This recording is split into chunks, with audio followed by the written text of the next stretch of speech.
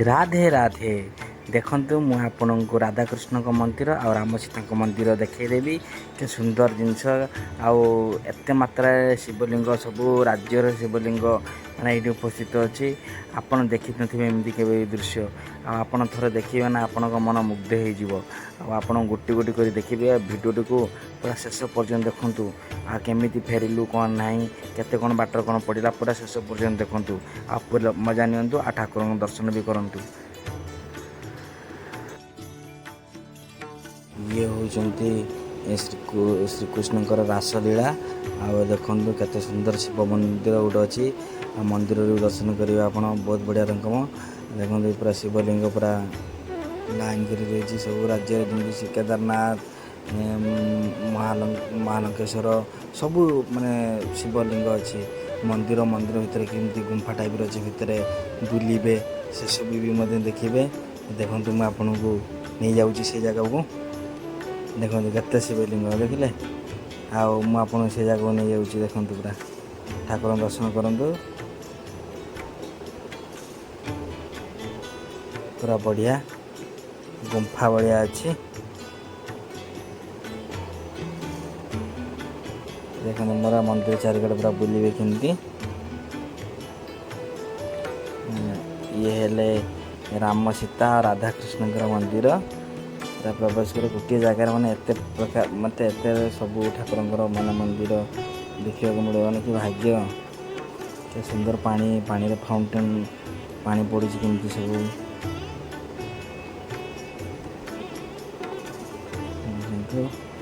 समय नथिला बोली मु भिडियो भल रंग बन पारिनी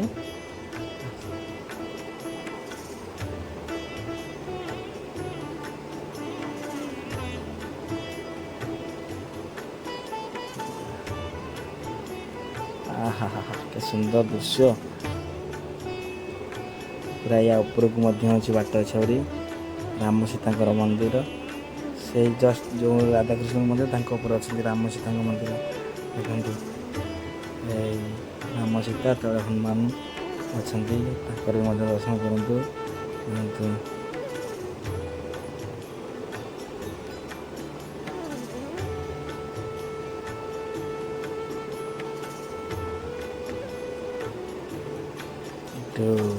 बाहर बाहर को पूरा गेट पाखे माने श्रीकृष्ण एपट बाँ पटिकी श्रीकृष्ण केमी से कारागार जन्म होते केमी कौन माने घटी सब जीवन में सी सब माने से सब कहानी सब व्याख्या आरपटे सब रामंकर व्याख्या से सब देखु ये पुतना बध आहुरी कौन सब अच्छे कंस को कंस मामू को केमती मारी केते राक्षस केते कौन सब सब टोटाल दर्शाई गोटे फ्रेम बना से फ्रेम रे सब माने आर्ट कराई सब बनाई माने सब शिखिला जिनस यही जिनस जो आम दधिर सब पिला बेले देखू ये सब शिखिला जिनस सब देखते सब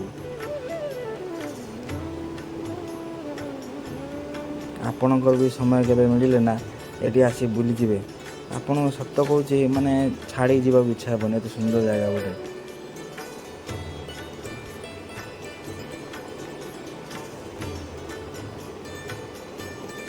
देखिले या पर जस्ट सरी सरी पुणी डाहाण आड़ नहीं जी से रामंकर कहानी माँ सीता केमती से अग्नि परीक्षा देते कौन ना से सब साइड सब अच्छी पूरा रामायण स्टोरी सेपटे देखु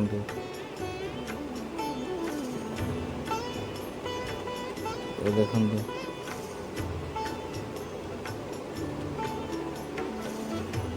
बाम पटे श्रीकृष्ण स्टोरी डाण पटे रामंकर स्टोरी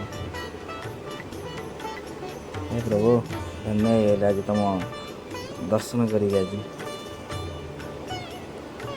आपण भी धन्य प्रभुंर दर्शन करी किसी नुह आगू देखु स्वयं नारायण भी अच्छा लक्ष्मी नारायण आने जगन्नाथ माने सब कि बेश से सब भी आसब जस्ट आ मात्र 30 सेकेंड कहानी प्राय थी खाली अपेक्षा करंतु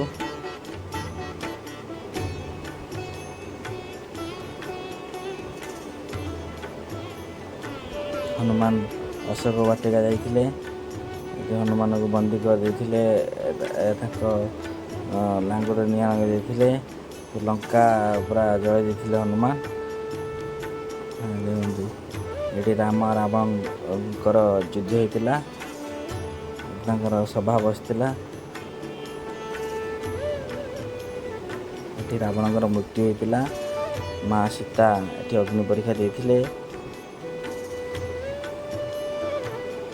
ଅଯୋଧ୍ୟା ଯେତେବେଳେ ଫେରିଥିଲେ ରାମ ଆଉ ମା ସୀତା, ଏସବୁ ଦୃଶ୍ୟ।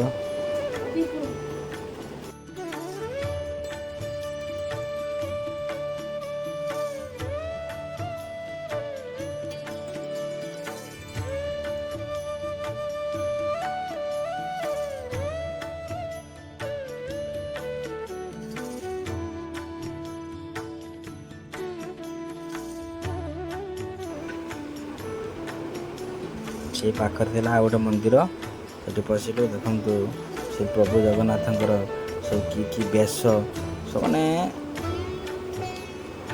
ସେସବୁ ଦେଖେଇବି। ଏ ବଦ୍ରିନାରାୟଣଙ୍କ ମନ୍ଦିର। ଆମେ ଉପରଟି ହେଇକି ପୁଣି ତଳୁ ଦେଖି ଯିବା।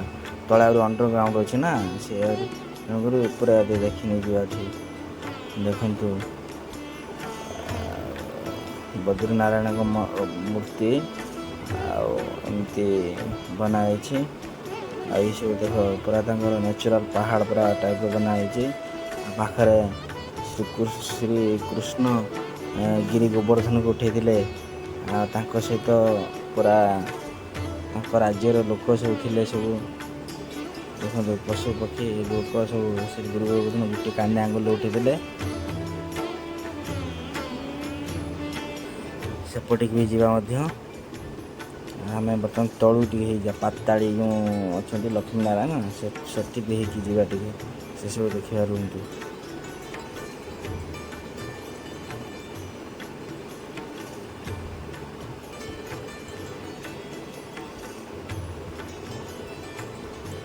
ଏବେ ଦେଖନ୍ତୁ ପ୍ରଭୁଙ୍କର ପୁରା ଯେତିକି ସବୁ ବେଶ, କି ବେଶ ସବୁ ତାଙ୍କର ସବୁ ସଜେଇ ରହିଛି।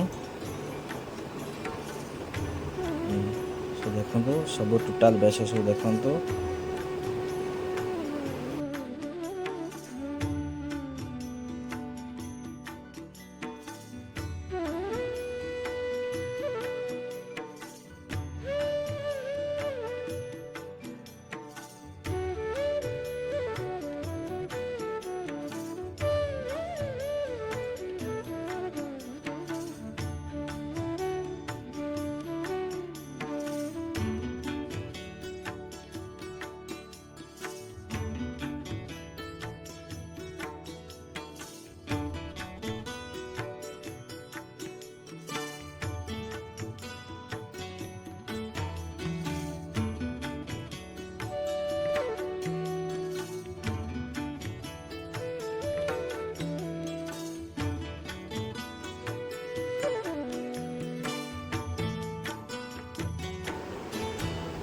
ଏଇଠି ଦେଖନ୍ତୁ, ଏଇ ତାଙ୍କ ବେଶ ସରିଲା ପରେ ଭିତରୁ ପ୍ରବେଶ କରିବା।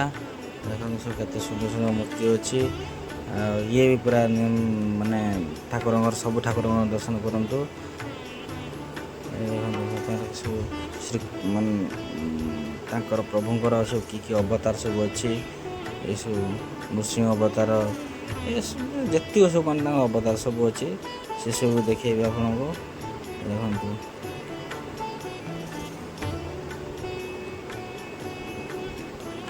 ବାମନ, ନୃସିଂହ, ରାମ, ତାଙ୍କ ସବୁ ଅବତାର ସବୁ। ମୁଁ ତ ସାଙ୍ଗେ ସାଙ୍ଗେ ଭିଡ଼ିଓଟା ପଳେଇ ଯାଉଛି। ରାମ ଦେଖନ୍ତୁ, ରାମଙ୍କ ପ୍ରତିମୂର୍ତ୍ତି ସୁନ୍ଦର ଲାଗୁଛି।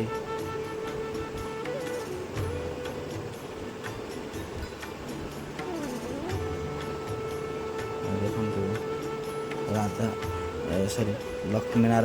ଲକ୍ଷ୍ମୀନାରାୟଣଙ୍କର ଦର୍ଶନ ମଧ୍ୟ କରନ୍ତୁ। ସତ୍ୟ କହିଲେ ମୁଁ ତାଙ୍କ ପାଦ ଛୁଇଁ ଯେତେବେଳେ ସ୍ପର୍ଶ କଲେ ମୋତେ ଲାଗୁଛି ସତରେ ଲକ୍ଷ୍ମୀନାରାୟଣ, ମାନେ ଆପଣଙ୍କ ଜୀବନ ବି ଧନ୍ୟ ହେଇଯିବ ଟିକେ।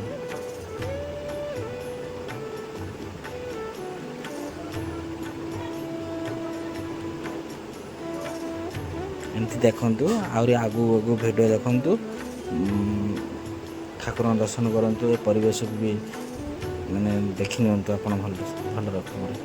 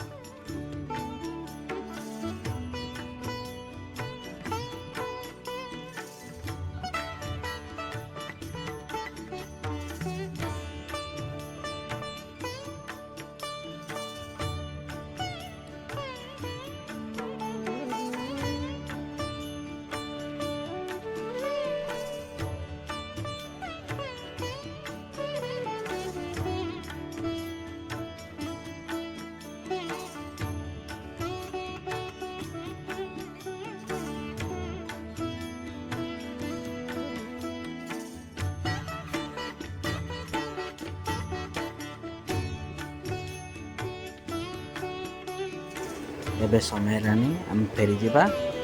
ଆଉ ଆପଣଙ୍କୁ ଗଲା ବାଟରେ କି ମାର୍କେଟ ପଡ଼ିବ କ'ଣ ନାହିଁ ସେ ଘର ପର୍ଯ୍ୟନ୍ତ ସବୁ ଦେଖେଇ ଦେଇକି ଯିବି। ଦେଖନ୍ତୁ ଷ୍ଟାର୍ଟ।